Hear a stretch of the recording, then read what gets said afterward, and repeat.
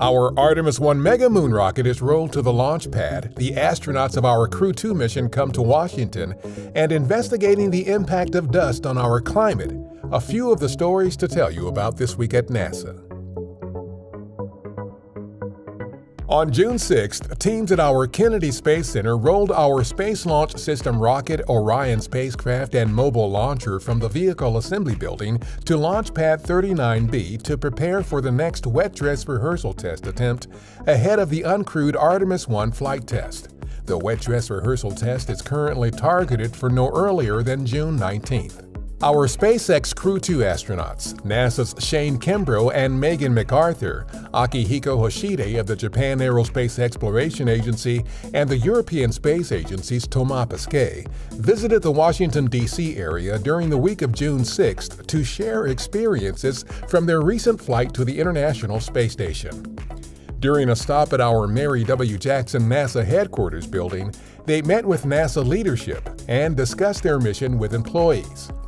They also attended an event hosted by the Ambassador of France to the United States, during which the French space agency CNES became the 20th country to sign the Artemis Accords.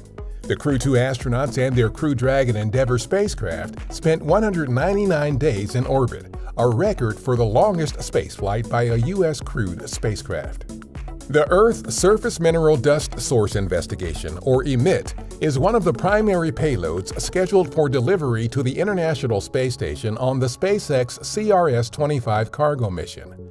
The investigation will use NASA-invented imaging technology to identify the composition of mineral dust from Earth's arid regions and analyze dust carried through the atmosphere from deserts to see what effects it has on the Earth system and to human populations. The CRS-25 cargo mission is currently targeted to launch no earlier than June 28th. The main body of our Europa Clipper spacecraft was delivered recently to our Jet Propulsion Laboratory in Southern California.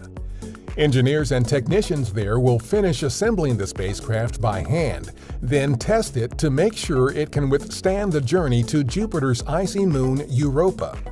Targeted for launch in October 2024, the mission will make nearly 50 flybys of the Jovian moon, which is believed to have an underground ocean that contains twice as much water as all oceans on Earth combined. The ocean on Europa may also currently have conditions suitable for supporting life.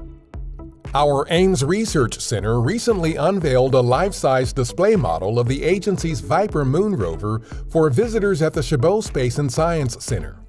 Viper, which is managed by Ames and is part of our Artemis program, will be delivered to the moon's south pole in late 2023 to map and explore the region for water and other resources ahead of future human missions to the lunar surface.